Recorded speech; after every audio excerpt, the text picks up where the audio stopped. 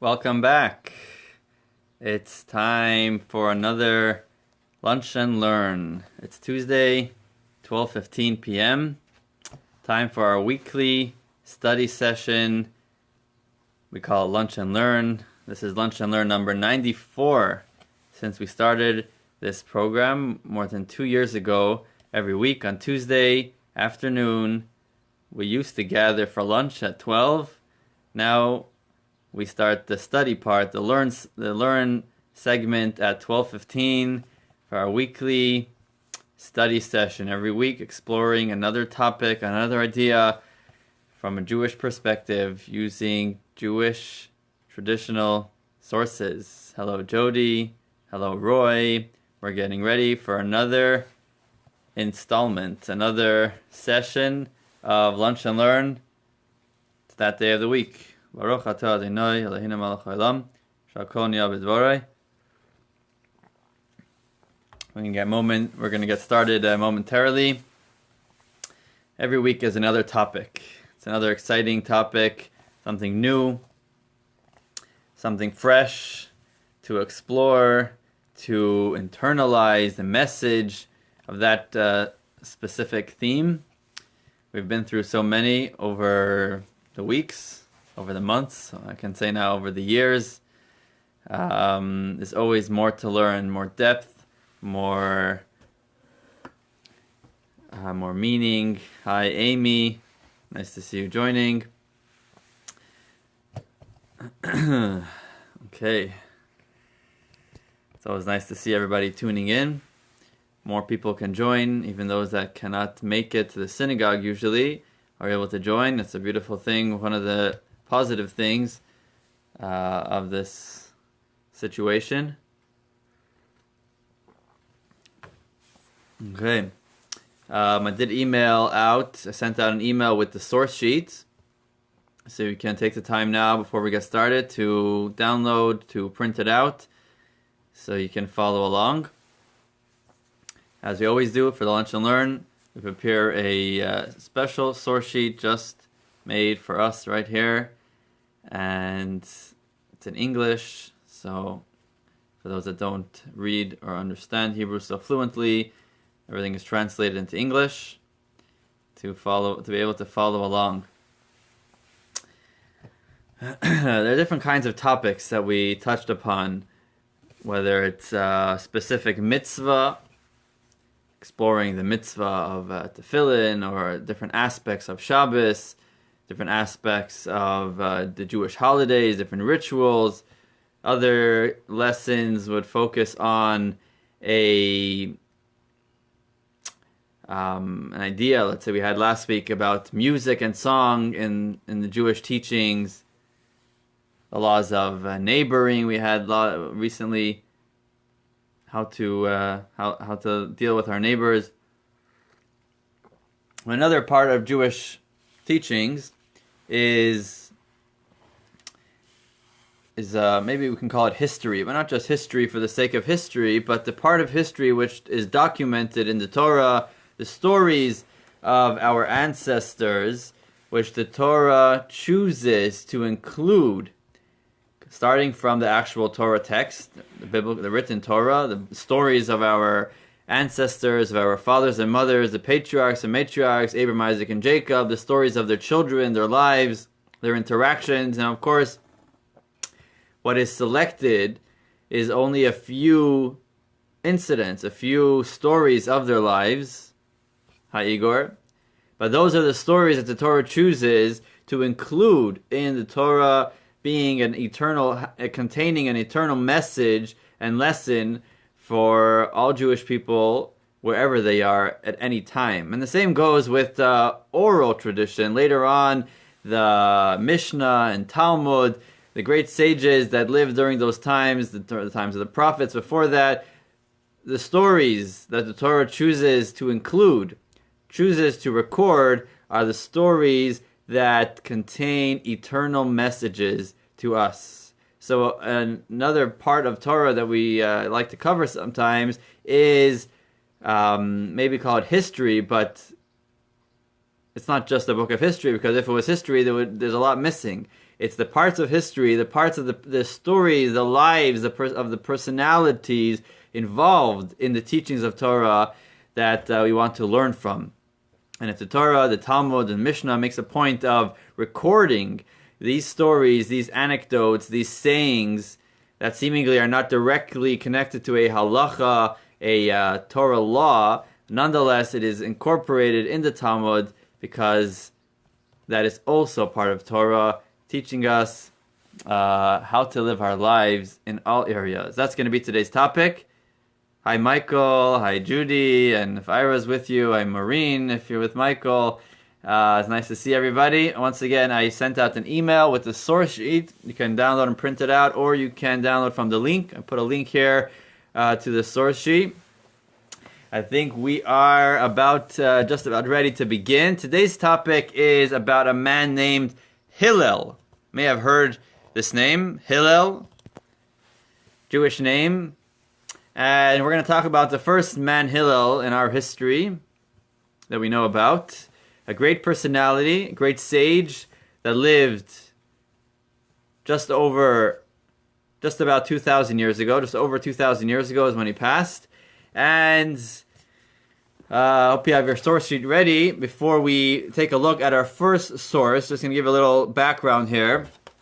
So we're going to look at the life of Hillel. And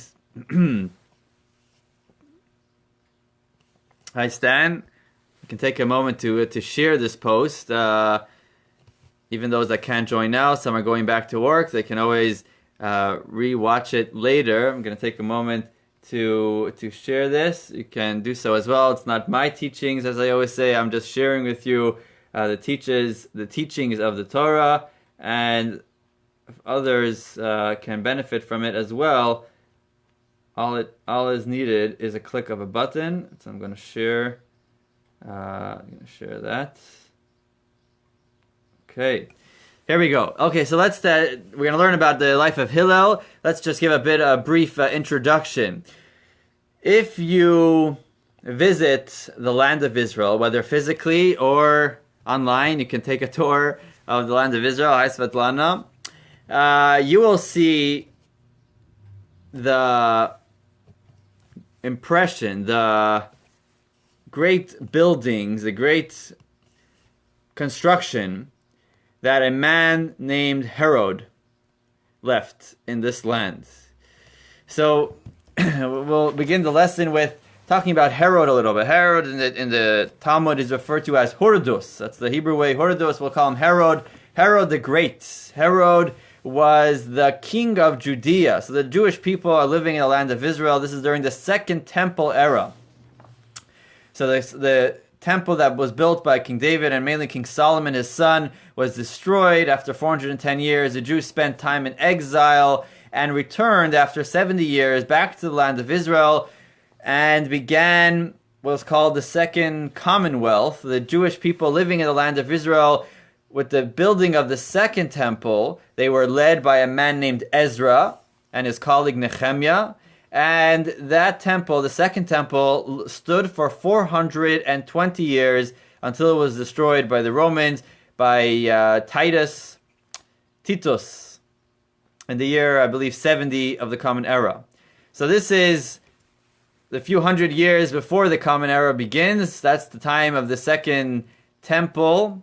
And towards the end of that era, a man named Herod, his reign over Judea, over Israel, which was called in Judea, he reigned for about 33 years, from 37 BCE, before the Common Era, until the year 4 before the Common Era. So that was his time period. And this is towards the last 100 years or so of the Second Temple standing. Just briefly, so Herod was put in place by the Romans. The Greeks were already gone from the picture of Israel, and the Romans were beginning to dominate the land of Israel, and they placed this man Herod, or they consented to his reign, his rulership over, let's just say, the land of Israel. Herod was a madman. He was cruel. He was brutal. He was extremely paranoid of any kind of rebellion and was quick to kill, to quiet any suspicion of any sort of rebellion, even killing his own wife, I believe his own children, definitely his brother-in-law, many family members, anybody that gained too much popularity amongst the people, or there was some sort of suspicion to his rulership, to his kingship, was immediately put to death without questions. He was a ruthless ruler, and amongst the terrible things he did was wipe out, execute many of the leading rabbis, many of the sages, the Torah sages during that time in the land of Israel. Lots of details to the story. And what's important for us today, I think that suffices. This man named Herod. And let's take a look at source number one. What happens is that after, he was, he had all kinds of emotions, one day he was worried, one day he was sad, one day he was this Herod was exactly as I said, he was a madman. And at one time he regretted the fact that he killed out so many of the sages of the Sanhedrin, of the High Court. And he came to one of the rabbis that was left over. His name was Bava, the son of Buta. Hi, Gary. Nice to see you on. We're just getting started. And he tells Bava, he himself blinded Bava, had his eyes poked out, and he was speaking to Bava, and he was asked Bava, he actually disguised himself, and he was asking Bava, trying to get the opinion of the rabbis of Herod, and he asked Herod something. Herod asked him, what can he do? He regretted, he saw that the rabbis weren't that upset at him, and he is asking Bava what this man can do to rectify his bad ways in some way or another.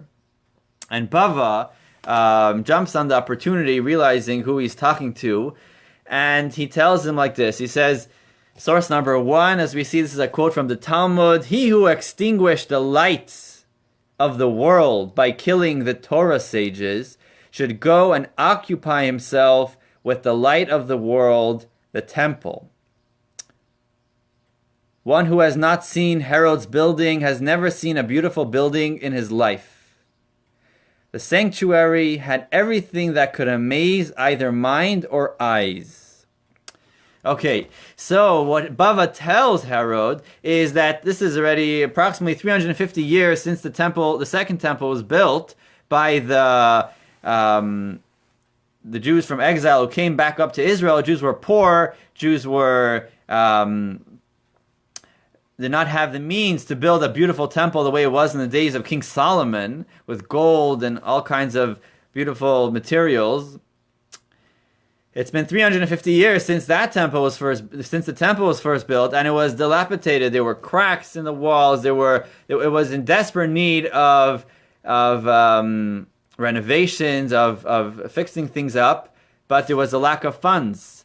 Herod was a great builder, and of course the king being very wealthy. Bava tells Herod that if he extinguished the light of the world, which is the Torah sages who teach the Torah to the masses, and the Torah is a light and guide for us, he shall occupy himself with the light of the world, meaning the temple, the place of God's Shekhinah, God's presence, and he should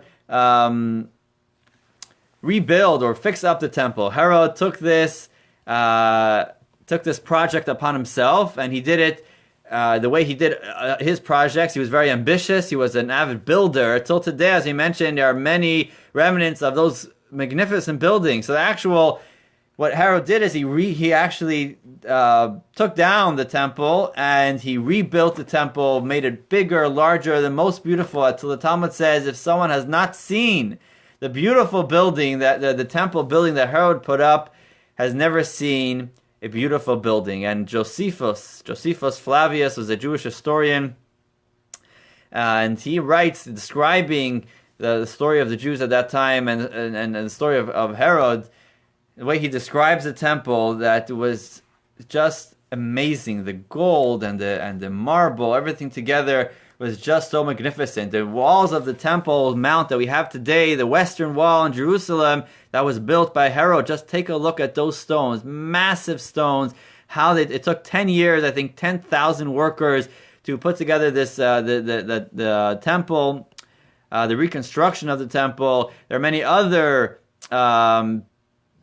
great buildings, or I don't know what they're called, buildings or great construction projects. Masada in the desert near the Dead Sea. That fortress was a place. He was one of the fortresses that he built for himself in case of rebellion, to hide there. There is in Hebron, in the cave of Machpelah, the great edifice, the great building built over the cave where our patriarchs and matriarchs are buried, is attributed to Herod's time, to his building, as well as other Caesarea at the ports in Israel. There's some of that, a lot of that remaining. And Herodian, there's where he's buried, I believe. Many great structures that he put up, and arches and all kinds of Roman, I guess, kind of buildings and roads are till today being uncovered.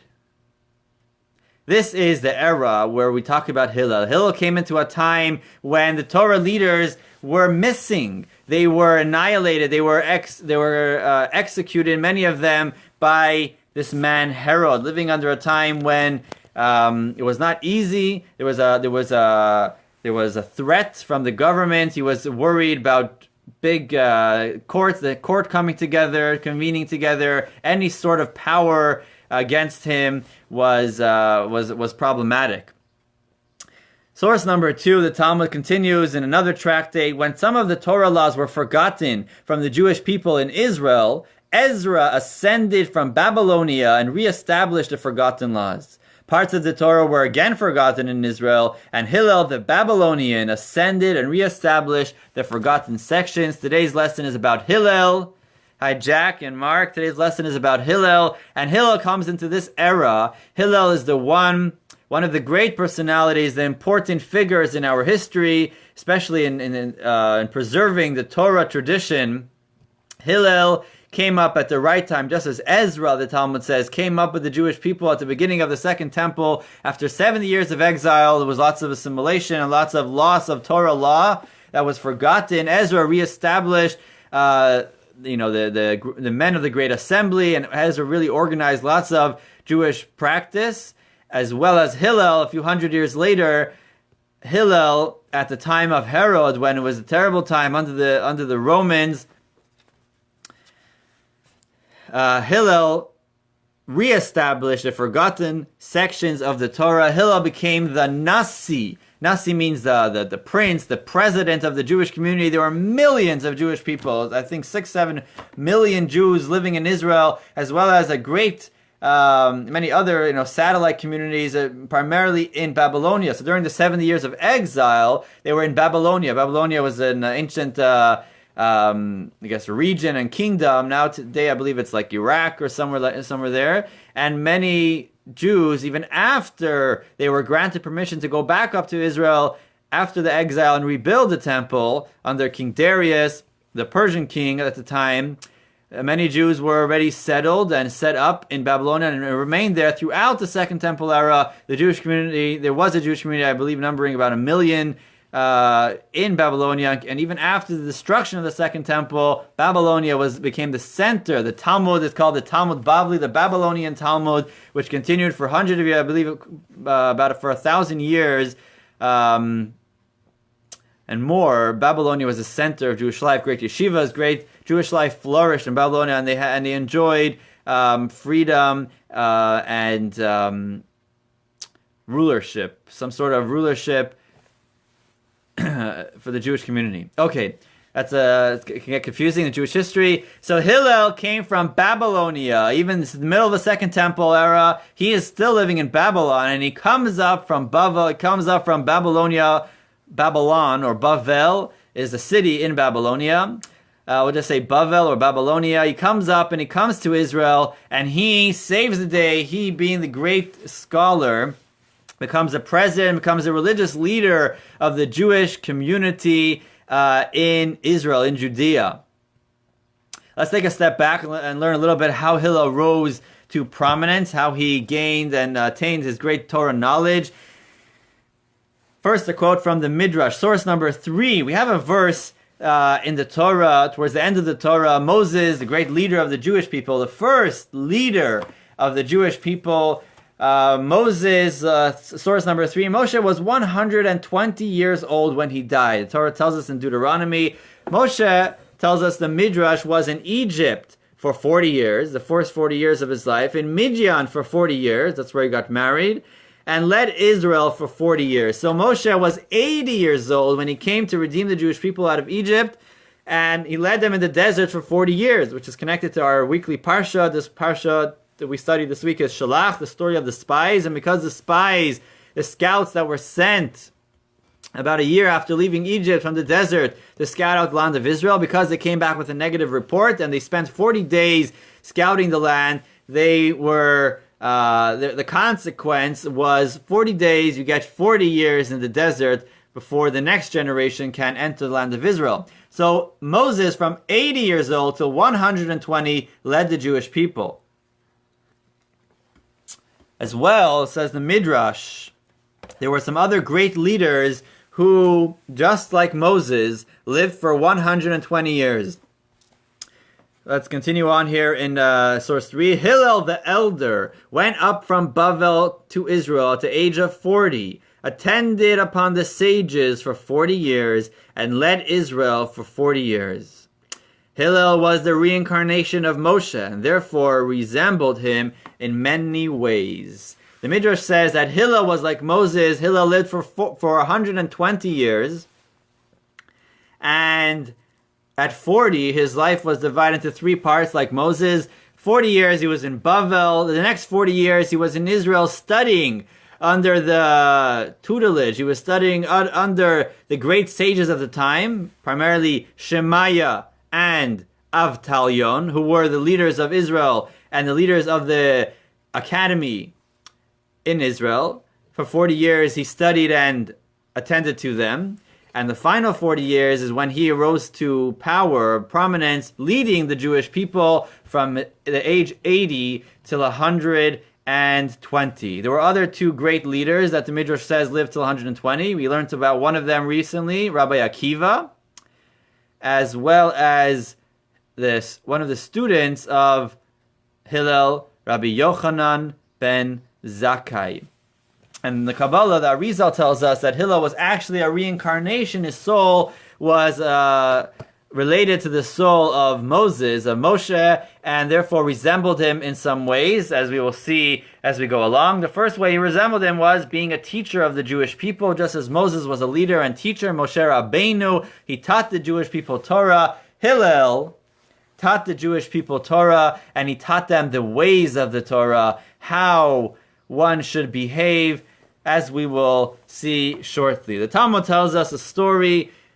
Source 4, to the poor person, the members of the heavenly court say, as we will see, a story that the Talmud records, and because of the story, the Talmud says, hi Vicky, Arachalea, nice to see you. The Talmud says that if a poor person comes to heaven, the members of the heavenly court say, why did you not engage in Torah? Why didn't you spend your time studying Torah? If he rationalizes his conduct and says, I was poor and preoccupied with earning enough to pay for my sustenance, they say to him, were you any poorer than Hillel, who was extremely poor and nevertheless attempted to study Torah? How poor were you? Take a look at Hillel. Hillel was extremely poor when he came up from Bavel, and what did Hillel do? Did his poverty excuse him from studying Torah, or not? What's the story? Source 5, Hillel the Elder. He's called the Elder because Hillel began a chain, what's it called? Like a chain of leaders. When Hillel became the president, till then it wasn't about, it was whoever was the fit for the position succeeded the previous leader. But from Hillel began a chain, a family chain for maybe 10 to 15 generations, father, son, who obviously they were befitting the position. Hillel was the Nasi. He was the prince, the president, and many of his sons and future, his grandchildren and descendants also carried the name Hillel. So therefore, he is referred to as Hillel the Elder, the first Hillel, the first Hillel that was the leader. Hillel the Elder, source 5.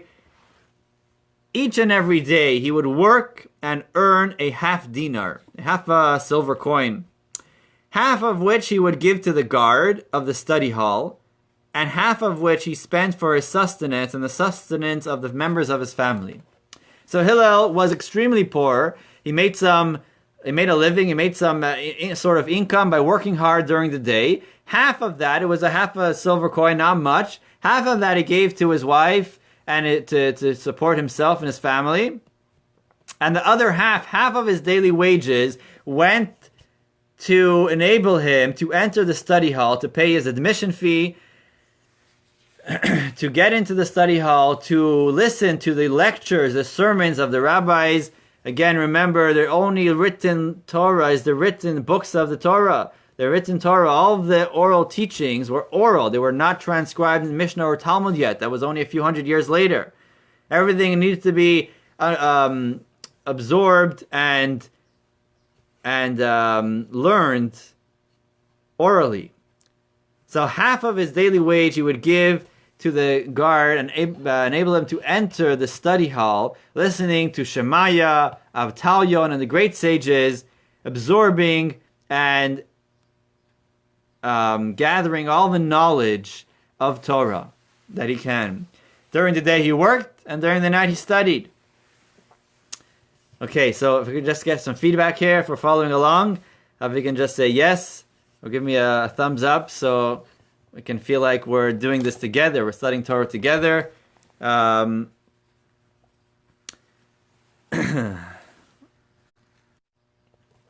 we're back, thank you.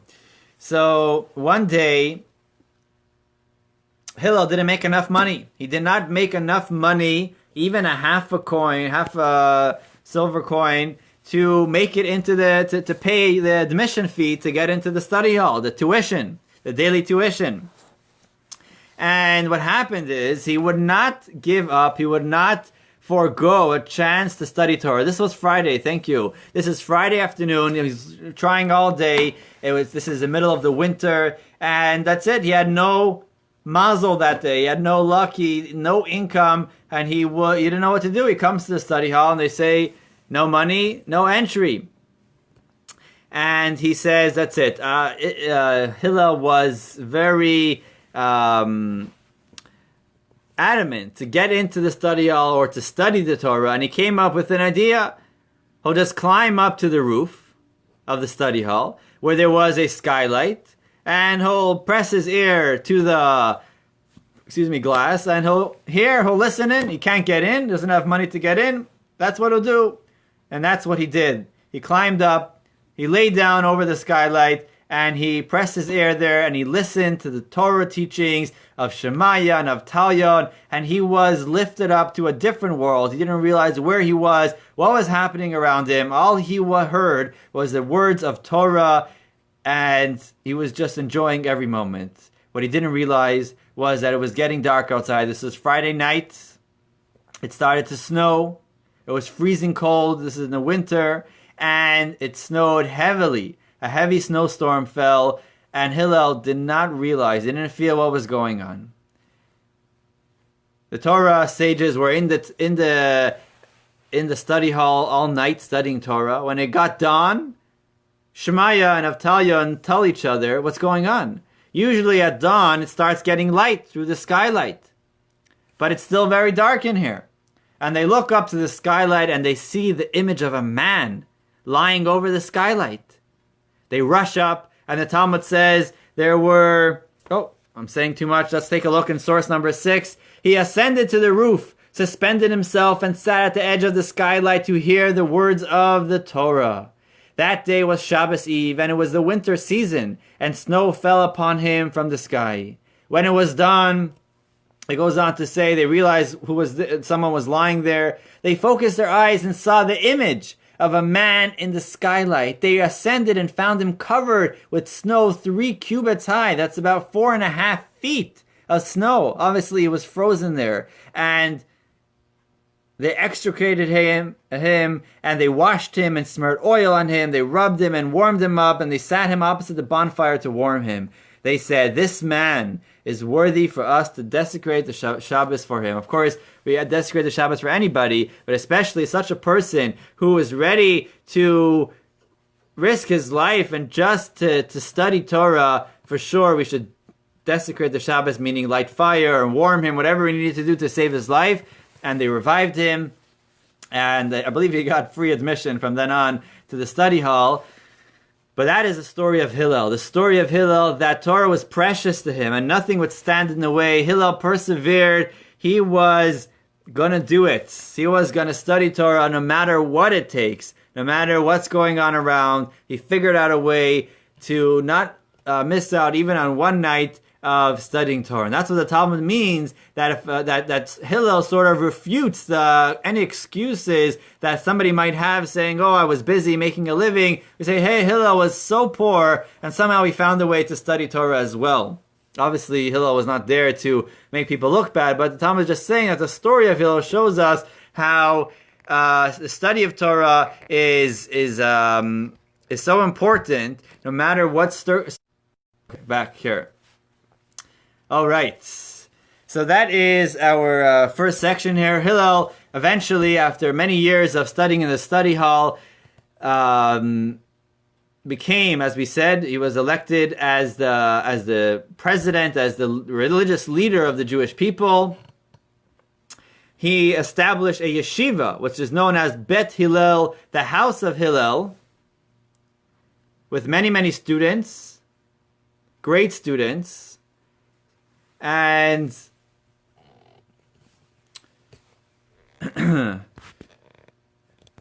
many times mentioned in the Talmud, Hillel himself, or the house of Hillel, or Mishnah, as well as the Talmud brought many times the name Hillel. Hillel is extremely famous and one of the greatest personalities. He was known from far and wide. Everybody knew Hillel. He was not just a sage, a learned man. As you will see, he was a very pious and humble man, gentle, kind, and patient.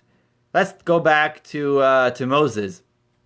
Just like Moses, the Torah says, source number 7, Moshe was a very humble man, more so than any other man on earth. The Torah tells us that was last week's portion. So the same thing by Hillel, as Moses was humble and gentle and loving to every Jew amongst his people. Hillel was the same when he died. The sages said about Hillel, alas, the pious man, alas, the humble man. Hillel was known to be humble, even though he had such a prestigious position. Nonetheless, his spirit was low, his spirit was humble, and he had patience for everybody. Some people are very absorbed in themselves. Like this young man was on a date, and he just went on and on about himself, talking and talking, and finally, after like 2 hours, he turns to the girl and says, I think I spoke, I've been speaking a lot. Let me give you a chance. Now, I'll tell you what I think about myself. Now, what do you think about me? That was the extent of his humility. Now, humility doesn't mean that we don't realize the great gifts that God gave us and the special qualities that a person has. Hillel knew who he was. Humility means that that's not the focus. A person is not absorbed in himself. As the saying goes, humility is not thinking of yourself, is not thinking less of yourself, thinking lowly of yourself, thinking that you're nothing special or you're nothing unique.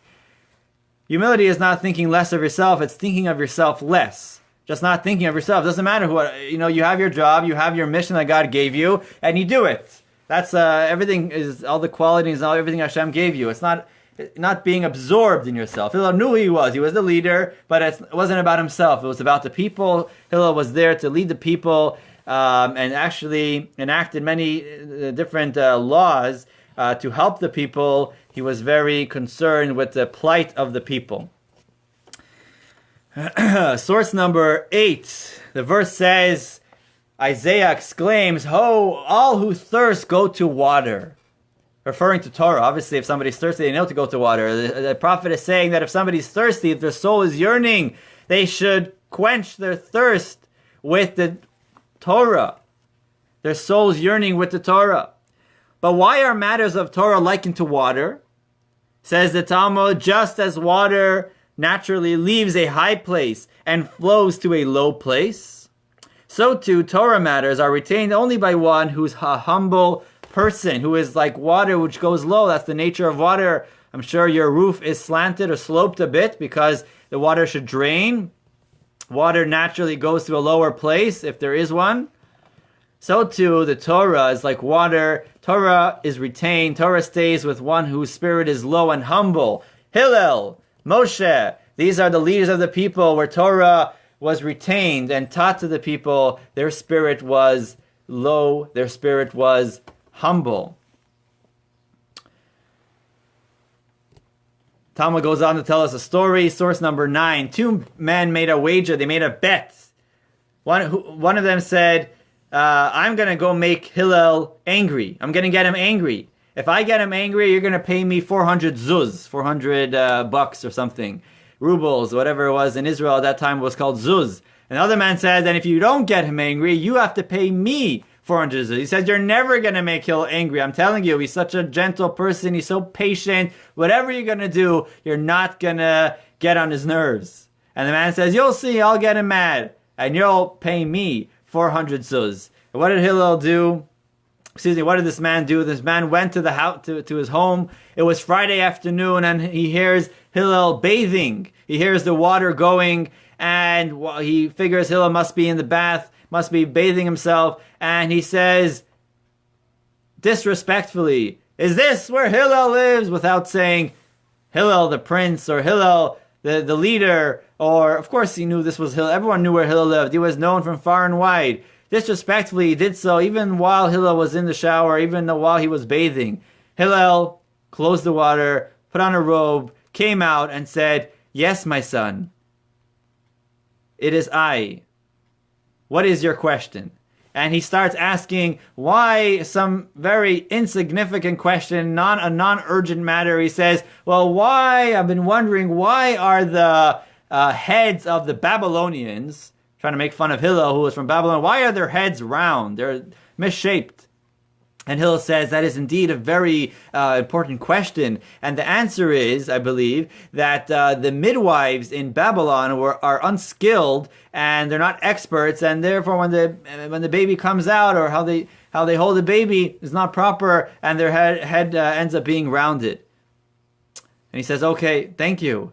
And Hillel goes back in, and the man waits for the water to go back on.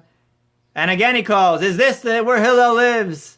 And again Hillel comes out, he gets dressed, he closes the water, and he comes and he says, yes, my son, how can I help you? What is your question? And he says, I have another question. The question is, why are the eyes of the Talmudians, why are their eyes like squinted and small?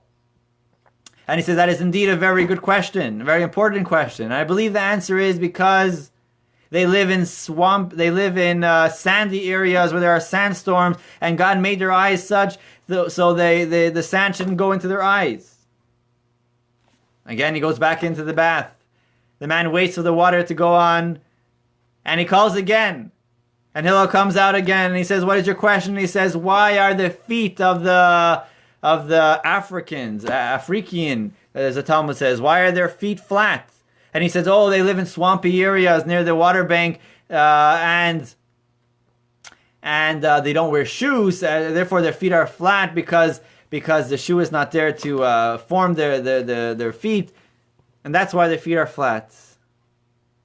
And he tells Hillel, he sees Hillel so gentle and so calm.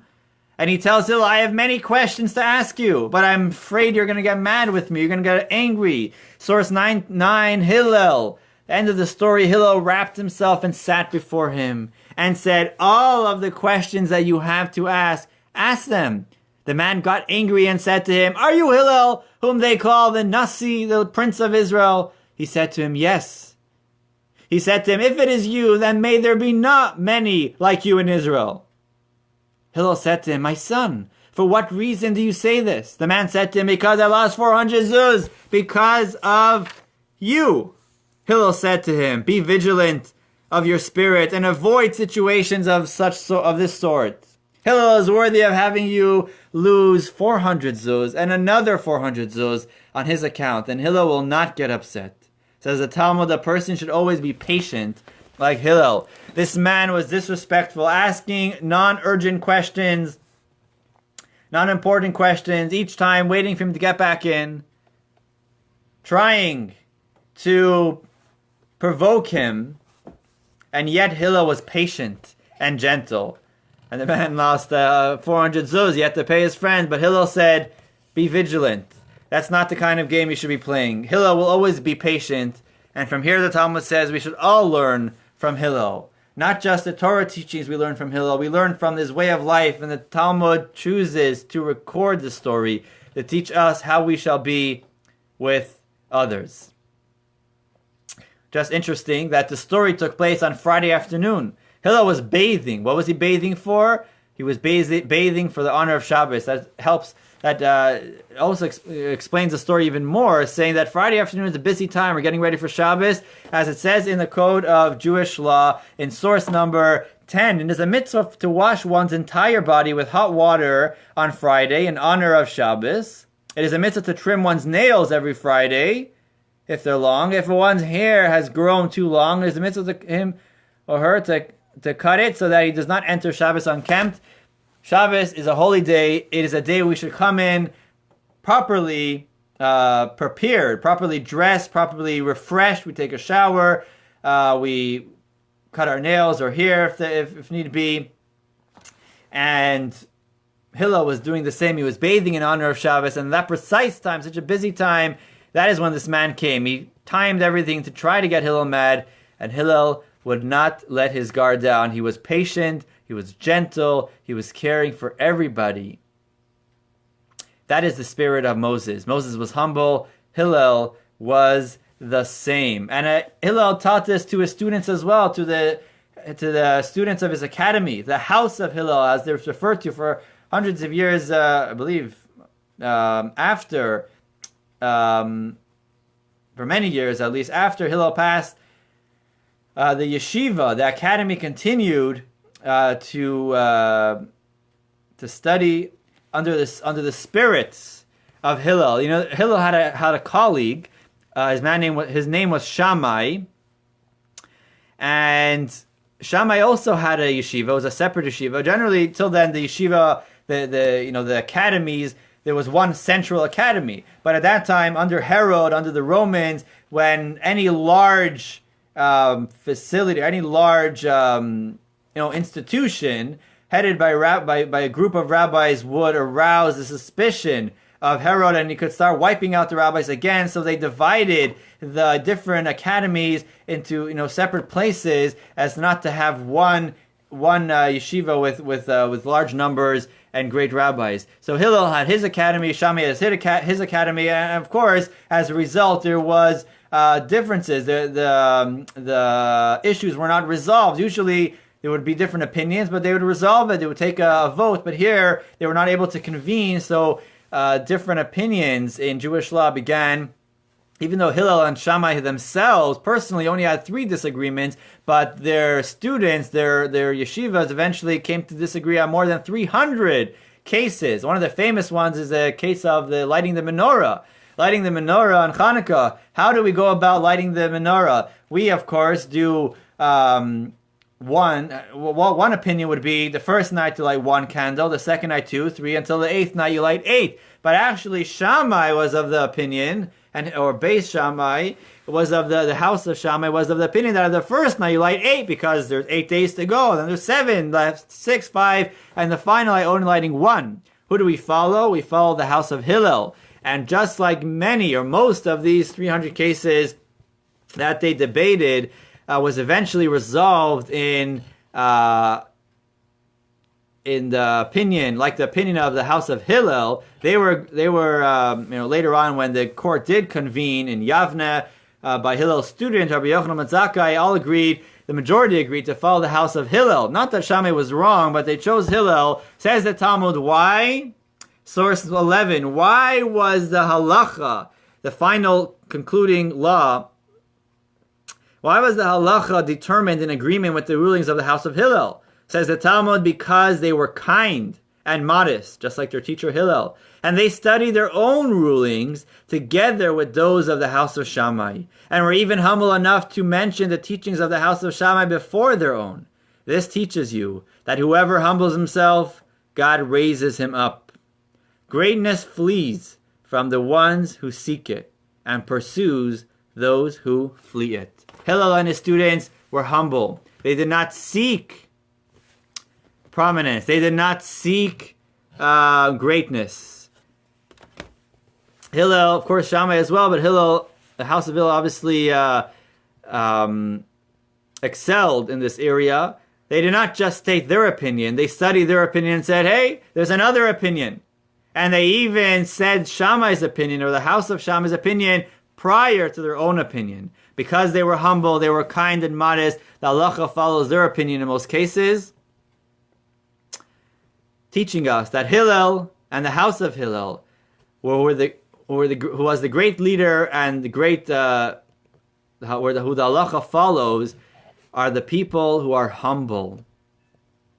They say a story of two brothers. One was a great Rebbe and leader. Many people flocked to him for advice, for blessings. And the other brother had a small crowd. Not too many people came to him. And he couldn't figure out, how come no one's coming to me? How come everybody's going to my brother? And he came to his brother and he said, I have a question. How come no one or not too many people are coming to me and they're all going to you? And the pious brother, the humble brother says, I also have a question. How come they're all coming to me and not to you? So I have a question. How come they are coming to me? And you have a question. How come they're not coming to you? We each have a question. Maybe, the brother says, maybe because my question is, how come they are coming to me? And your question is, how come they're not coming to me? Maybe that's why they're actually coming to me and not to you. Greatness flees from those who seek it, and pursues those who flee it. Hillel was humble.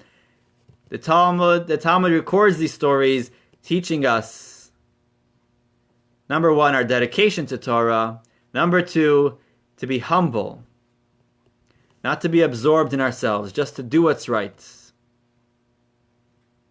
We don't have to climb on the roof.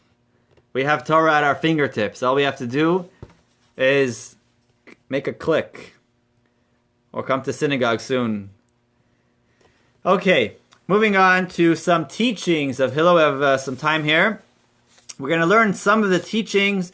We'll look at 4 teachings of Hillel that are unique to Hillel, famous about Hillel, and that will wrap it up here. Okay, source number 12 is a famous story, a response of Hillel. A man came to Hillel, and he tells Hillel, teach me the entire Torah while I'm standing on one foot. Meaning, just tell it to me in short. As long as I can stand on one foot while I'm hopping here, tell me the whole Torah. While others would not have patience for such a man, Hillel was patient and says, okay, here goes. Source number 12, Hillel said to him, that which is hateful to you, do not do to another. That is the entire Torah, and the rest is its interpretation. Go study. Treat others like yourself, says Hillel. In the Aramaic it goes 5 words. Da'alach sani. What is hateful to you, lechavrach, to your fellow, lo savi, do not do. These words are famous. I think it's called the Golden Rule. These words come from Hillel, the Jewish sage that we are learning about. Do not do unto others what you don't want done to you. Treat others like yourself, just as you give yourself the benefit of the doubt. Come up with all kinds of excuses why it's okay. Do the same for others. Treat others' property like yourself, like your own. Everything how you would want yourself treated, treat others. Continuing on this theme, source 13 in Ethics of Our Fathers in Pirkei Avos, Hillel would say, he didn't just say this once, this was a common thing, he would say this all the time. Be a lover of peace, a pursuer of peace, one who loves the creatures and draws them close to Torah. Do not judge your friend until you have stood in his place. Until you're in his shoes, you understand the entire situation, where the person is coming from. Do not judge them. Love them.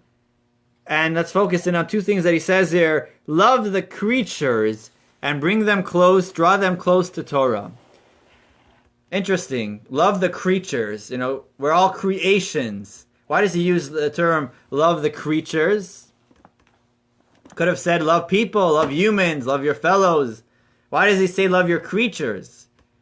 Says the Alter Rebbe, Rabbi Shneir Zalman in Tanya, source number 14, love even those who are devoid of any merits, whose only redeeming factor is the fact that they are creatures, God's creations. Love the creatures.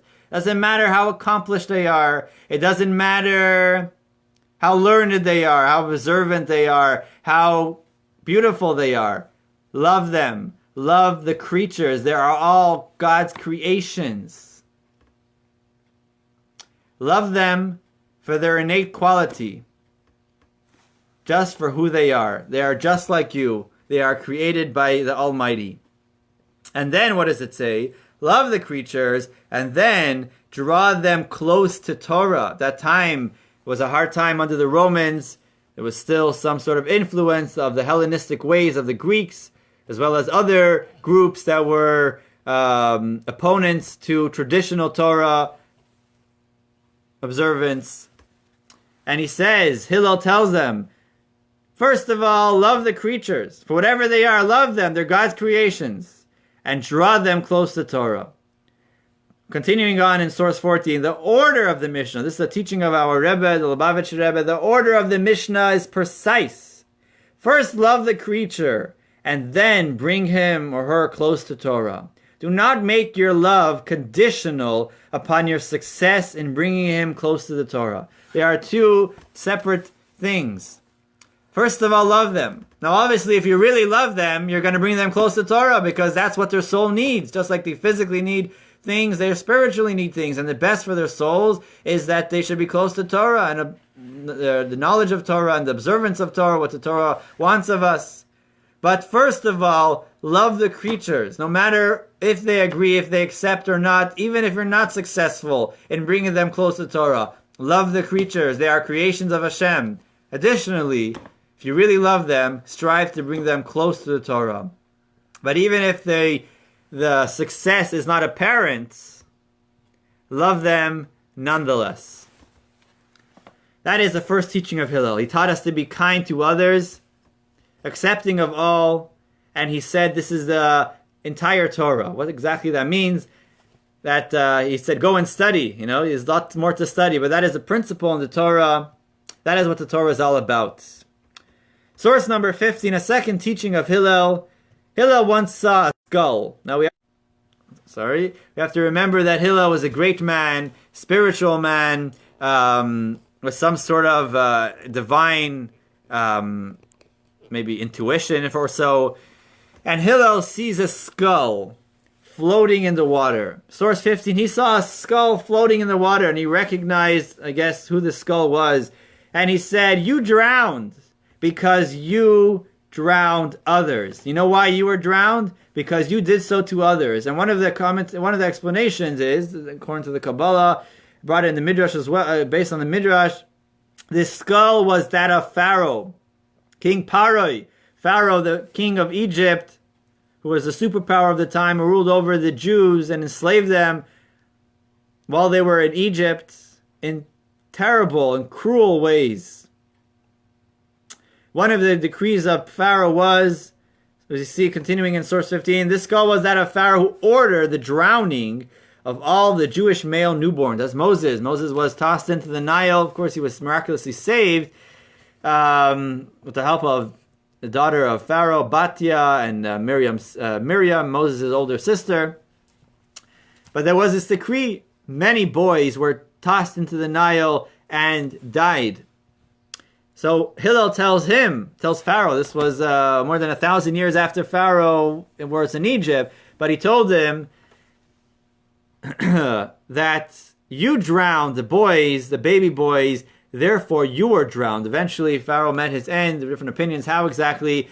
Somehow he ended up in the water, drowning in the water. God, nothing goes unnoticed. Everything is measure for measure. That's a rule in the Torah. Mida kineged mida. He drowned others, so he was drowned as a result. But what's most important is the second half of his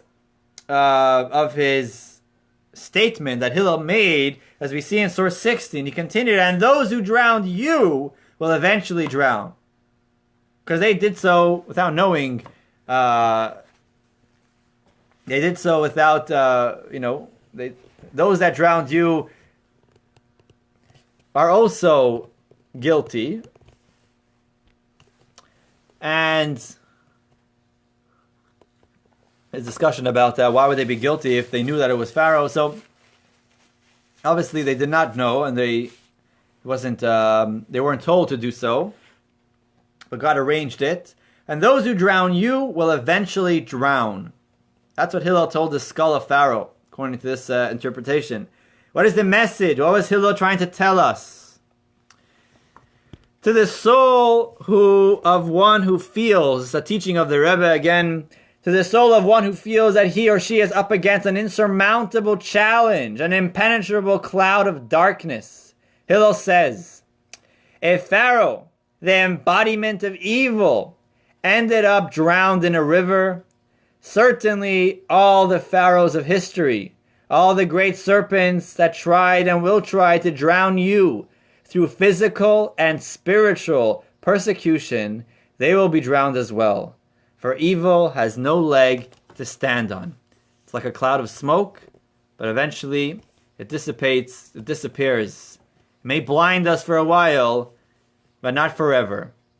Hillel is comforting his generation, understanding the time, the era where Hillel lived. Hillel lived in the time when the Hasmonean dynasty, this was about maybe 100 years, a little over 100 years after the story of Hanukkah, when the Jews gained independence. And they had a few generations of Jewish kings, Jewish leaders in Israel, but it came to the point, the beginning of the Roman domination. The Romans dominating the land of Israel and persecuting the Jewish people, eventually ending with the destruction of the Second Temple. Many Jews were massacred during these times. There was lots of civil, there was strife amongst the people, different kings, different leaders. As we mentioned before, Herod, who wiped out many of the rabbis before Hillel, although he had great respect for Hillel because he knew that if Hillel and Shammai were the religious leaders and really the leaders in all aspects of the Jewish people, and if he would mess with them, he would lose any kind of respect from any of the population. But they sort of mixed out of politics and dedicated themselves to the spiritual aspect of life in Israel, and it flourished. Torah flourished at that time. Hillel was comforting the Jewish people, saying, there are some madmen around, but all of them will meet their fate. We will persevere with the light of Torah. The third teaching of Hillel has to do maybe a little bit current, with some current events. the Midrash tells us a story how the students of Hillel asked him, source 17, Rabbi, where are you walking to? He said to them to fulfill a commandment. They said to him, and what commandment is this? He said to them to bathe in the bathhouse. They said to him, but is this really a commandment? To go take a shower, to go bathe, is that a mitzvah? He said to them, yes, just like regarding the statues of kings that are set up in the theaters and the circuses. The one who is appointed over them bathes them and scrubs them. I, who was created in the divine image and form, even more so. Hillel saw in the marketplace, or wherever it was in the circuses, people appointed to take care, to maintain the statues and the icons of the leaders, of heroes, or the busts, and shining them and making sure they don't get dusty and bathing them. So how much more so, says Hillel, I and all of us who were created in God's image, as the Torah says, we were created in His image. That's our soul, that's our body as well. The way our body is reflects on the way things are above. We need to maintain, we need to take care of that body. It needs to shine, we need to scrub it and take care of our hygiene. He said, I'm doing a mitzvah by taking care of my body. It's a gift from Hashem. It's in the image of Hashem. Surely, we must take good care of it. Source 18, as Maimonides says, actually it's a verse in the Torah, V'nishmartem me'od le'nafsho seichem. Scrupulously, source 18, scrupulously guard your health. Says Maimonides, who was also a doctor, a physician, maintaining a healthy and sound body is among the ways of God. It is not godly to overlook the health of a person, of your body. It is godly to look after your body. Therefore, he must avoid that which harms the body and accustom himself to that which is healthful and helps the body become stronger. Hillel taught us, as much as Torah is important, the Torah also teaches us to take care of our bodies, to wash our bodies, proper hygiene, as well as what we ingest, what we eat, what we drink, things that are healthful, exercise, and so on. And finally, a teaching of Hillel, Va'al Tomar, do not say, Lichasha Efne Eshna, source 19, do not say, when I free myself of my concerns, I will study. Shema lo tipaneh, for perhaps you will never free yourself. Says Hillel, if not now, then when? Never delay. Never push things off. Never say, when I will be free, when I retire, when this thing will be taken care of, when that thing will be settled, then I will go and study Torah and learn more. And learn more about our tradition. Tells us Hillel, never push things off. Take the first opportunity. Don't push it off to tomorrow. That is the life of Hillel. A little bit of the life of Hillel that the Talmud teaches us. Hillel was like Moses. He was the Torah teacher. He was humble and loving and kind. And Hillel taught us to be the same. Torah, we do not have to climb up on roofs. We do not have to lay in the snow. Set aside time and let's add together. It's a more Torah study. There is so much available from the comfort of our homes to study Torah, any area of Torah. To be humble, not to think too much about ourselves. Just think about what we are needed for. Why are we here? What's our mission? Think about others. Be kind to others. Treat others as we want ourselves treated. And not to delay. Take care of our bodies and make the most of the present moment, not pushing off the opportunities that are presented to us. Okay, now it's time for some questions. Any questions you can put in the comments and see if we can discuss it. Jody, then why do so many men smoke knowing it harms them? I cannot answer for them. You have to ask them. I've never smoked, so I can't tell you the pleasure of smoking and I guess the challenge. Nobody's perfect. Everybody has their temptations, right? We're all working, we're striving to become better. And if somebody has, is challenged in a specific area, especially if somebody is addicted to it. It's probably not so easy. I know it's for myself. Certain things that might be hard for me that I'm used to. My routine is it can be hard. It can be challenging to stop. Maybe when they started, they weren't thinking so much about the health, or they thought it's just once and one or twice. 100%, it is harmful, and it is not. It is not. We do not. How do you say? It's not encouraged. Such a thing. Definitely to take care of our health. Not to smoke is definitely. Smoking is definitely a health hazard. The Torah says, if the professional doctors, accepted opinion of doctors, of the health professionals, if that's what they recommend, then that is Torah. How do you say? Torah gives credence to the doctor's opinions. So, let's say, for example, it's Yom Kippur, and generally we're supposed to be fasting on Yom Kippur, but if the doctor says that this person needs to eat, it's dangerous for them. So if they're a proper doctor, then it will be brought to the rabbi, and the rabbi will obviously rule on that. So and there's lots of talk in halacha, how exactly does it work? What did the doctor say exactly? So definitely the Torah acknowledges acknowledges the opinions of the doctors, of the health professionals. So if they say smoking is not good for you, you probably should not do that.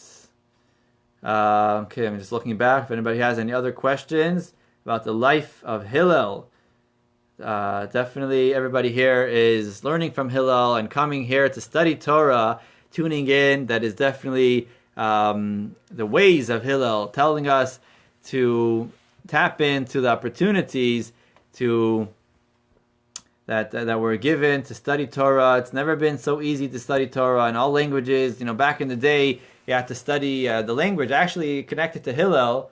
We're formally finished, but we'll just have a few more minutes here. Somebody has to go. One of the people that came to Hillel, the Talmud tells Hillel, he says, just teach me the written Torah. Don't teach me the oral traditions. I don't believe in that stuff. So Hillel said, he was kind and gentle, and he said, okay, here, let me first teach you how to read.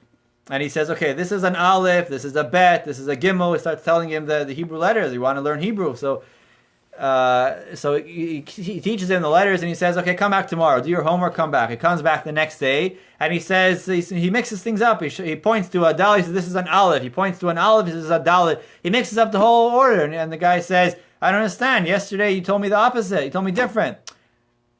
So Hillel says, well, how do you know this is an aleph? You heard it from me, right? It was oral. He was proving him that you must have the oral tradition. Otherwise, how do you know this is aleph, this is bet? It doesn't say anywhere, this shape is aleph, this shape is bet. We know this shape is aleph, this makes this sound, this makes that sound. Obviously, together with the text, there must be an oral tradition explaining how to read the text, how to... just showing him a little bit that way. So what I'm trying to show is that back in the day, everything was Hebrew, or in our generation, we have an abundance of translated books in English and even in Russian and in Spanish, all kinds of languages. One must not know the language of Hebrew in order to pray, to study. There's somebody in this community who has a relative here that is blind and deaf. I've seen him. It's very unfortunate. I believe he was born that way, and we helped them get some literature in Braille, where Torah literature is able to learn Torah. And I don't know what it says there because it's in Braille, but even in Braille is available for those people to be able to have access to Torah, to our tradition and teachings. All right. So hopefully that was interesting. It was fascinating for me to learn a little more about Hillel while I was preparing. Fascinating figure. There's actually a video, a kid's video called "The Life of Hillel." I've watched it as a child. Beautiful songs. We just selected some of the stories. There's some more stories that the Talmud shares and the Midrash about Hillel. I'm not sure if it's available online. Maybe it is. It's called "The Life of Hillel." It's like these are educational videos that as children we would watch, learning about these great sages and the stories. Sort of, once you have the story, like one of my teachers once said, you hear a story, you put it into your pockets, you fill your pockets up with information, with inspiration, and you never know when something happens, some sort of interaction, so you hear of something and you pull out those stories, say, hey, I once heard this story and let me apply the lesson. So as children, we should teach our children. Of course, we are always children, we're always studying more and more, but when we have these stories in our memory, then it comes up, it surfaces, and helps us make the right decisions and interact with others in a proper Torah way. Hillel's wife, by the way, was also a very pious woman, and there's some stories about her as well. She was very hospitable, very generous, giving to the poor. And it says once Hillel was waiting for his meal, and he even had a guest over, and the meal wasn't coming, waiting a really long time. Of course, he didn't get mad, he didn't get impatient. But when his wife did appear, he asked her what happened, and she said she prepared the whole meal and was about to serve it, and suddenly a man came and said he's getting married that day and does not have anything with which to celebrate with his wife, with his new bride, and she gave away the entire meal, and therefore she had to start from scratch. And some other stories about her. Hillel's son, Shimon, succeeded him in the leader of being the leader, as well as many generations after, for many years. Hillel the Babylonian. We learned a bit about his life, and have a wonderful day, a wonderful rest of the week. See you back next week, Tuesday, 12:15, right here for another session of Lunch and Learn. Otherwise, the women get-together is tomorrow. That's Wednesday, 7:30, I think, this week, on Zoom, as well as Thursday, 7:30 on Mrs. Brickman's page for episode 8 of Around Our Community. Okay, thank you, Gary. Thank you, everybody, for joining. It's great studying Torah together. Feel free to share this so others can learn from the ways of Hillel, just as we did. Have a wonderful day, and treat others like yourself.